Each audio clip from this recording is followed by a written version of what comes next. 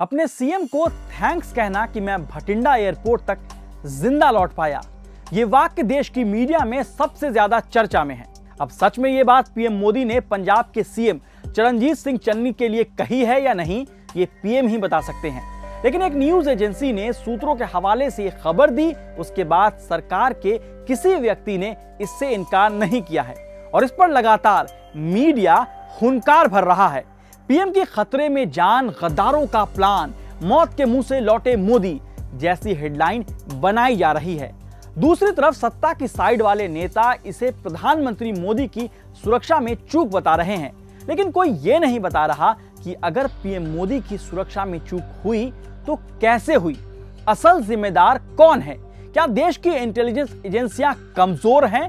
क्या पंजाब पुलिस ने जानबूझकर पीएम को खतरे में डाला? मीडिया और नेताओं के शोरगुल में असल सवाल पीछे छूट रहे हैं, इसलिए हम पूछ रहे हैं, जनाब ऐसे कैसे? 5 जनवरी 2022 को प्रधानमंत्री नरेंद्र मोदी का फिरोजपुर में चंडीगढ़ स्थित PGI-MER के सैटेलाइट और दिल्ली अमृतसर कटरा एक्सप्रेसवे सहित 42,750 करोड़ रुपए से अधिक की लागत की विकास परियोजनाओं का शिलान्यास करने का कार्यक्रम था। इससे पहले पीएम मोदी को भटिंडा एयरपोर्ट से हेलीकॉप्टर से हुसैनीवाला में राष्ट्रीय शहीद स्मारक जाना था और आखिर में एक नॉन ऑफिशियल पब्लिक मीटिंग यानी रैली को संबोधित करना था, लेकिन यह सब नहीं हो सका। दरअसल पीएम मोदी जब पंजाब के भटिंडा पहुंचे तो वहां मौसम खराब हो गया। मौसम के कारण हेलीकॉप्टर से फिरोजपुर जाना संभव नहीं था, इसलिए सड़क के रास्ते उन्हें हुसैनीवाला ले जाने का फैसला किया गया। पीएम मोदी का काफिला जब रास्ते में था तब हुसैनीवाला से लगभग 25 किलोमीटर और फिरोजपुर शहर से ठीक पहले प्रदर्शनकारी किसानों द्वारा सड़क जाम करने के कारण एक फ्लाईओवर पर रुक गया। यहां पीएम मोदी को 15 से 20 मिनट इंतजार करना पड़ा और फिर आखिरकार बिना हुसैनीवाला गए ही भटिंडा लौटना पड़ा। इसी को पीएम की सुरक्षा में चूक बताया गया और निशाने पर आ गई पंजाब सरकार। अब सारा विवाद यहीं से शुरू होता है और सवाल भी। पहला सवाल, पीएम जब किसी रास्ते से ट्रैवल करते हैं तो उस रास्ते को पहले सैनिटाइज किया जाता है, यानी वो रास्ता सुरक्षित है या नहीं इसकी जांच होती है। क्या इस बार ऐसा नहीं हुआ? तो क्यों नहीं हुआ? पीएम की सुरक्षा जरूरी है या कार्यक्रम में जाना?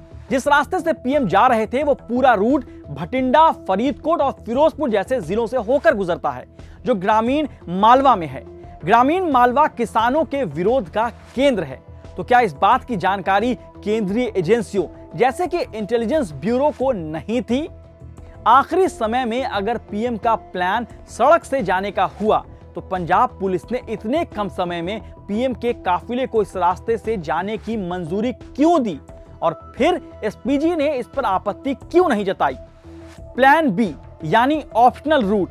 पीएम की यात्रा एसपीजी रूल बुक के आधार पर होती है, जिसके मुताबिक बैकअप रूट तय होता है, सेफ हाउस तय होता है। मुख्य रूट में तकनीकी या दूसरे कारणों से अंतिम समय में बदलाव की स्थिति में एसपीजी इन ऑप्शनल रूट का इस्तेमाल कर सकती है। तो क्या इस बार यह रूट तय नहीं हुआ था? नहीं हुआ तो किसकी गलती? किसके कहने पर इस प्रोटोकॉल को ताक पर रख दिया गया? अगर पीएम को असुरक्षित रूट पर यात्रा करने दिया गया तो एसपीजी चीफ को इस्तीफा क्यों नहीं देना चाहिए? रूट को ग्रीन सिग्नल राज्य पुलिस देती है, तो अगर असुरक्षित रास्ते पर जाने के लिए राज्य पुलिस ने ग्रीन सिग्नल दिया तो डीजीपी को इस्तीफा क्यों नहीं देना चाहिए?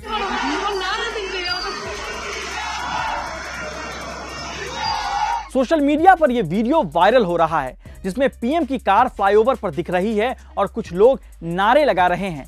बीजेपी समर्थक मीडिया ने इस वीडियो को तुरंत पीएम मोदी का विरोध करने वाले प्रदर्शनकारियों से जोड़ दिया, लेकिन वीडियो के आखिर में एक शख्स बीजेपी का झंडा लिए दिखता है।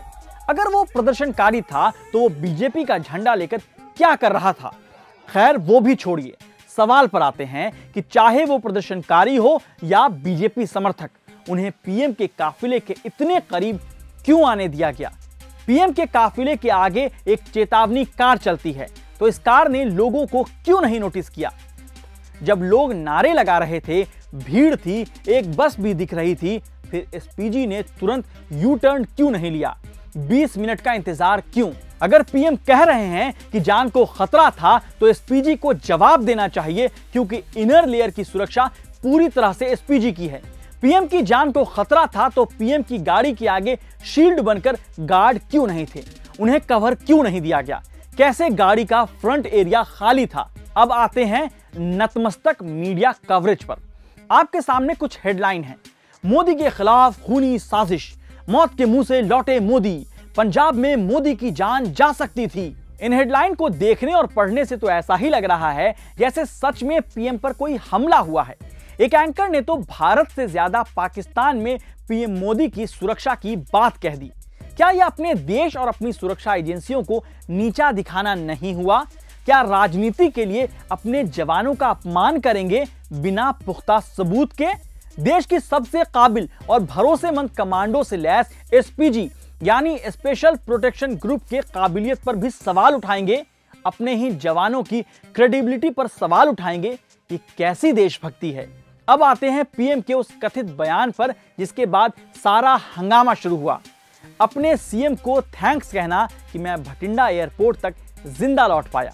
अंडमान निकोबार और पुडुचेरी के पूर्व उपराज्यपाल और retired lieutenant general Bhupinder Singh कहते हैं कि किसी का यह कहना कि पीएम की रैली में भीड़ नहीं आई इसलिए यह सब हुआ, या फिर भटिंडा एयरपोर्ट तक जिंदा लौट पाया जैसी राजनीतिक बयानबाजी सिक्योरिटी इकोसिस्टम को बेहतर बनाने के काम नहीं आएंगे। प्रधानमंत्री की सुरक्षा में चूक बेहद खेदजनक है, क्योंकि ये एक बार फिर अतीत से ना सीखे गए सबक राजनीतिकरण और समाज के भीतर अनसुने विभाजन की ओर इशारा करती है, जो राष्ट्र के लिए अच्छा नहीं हो सकता है।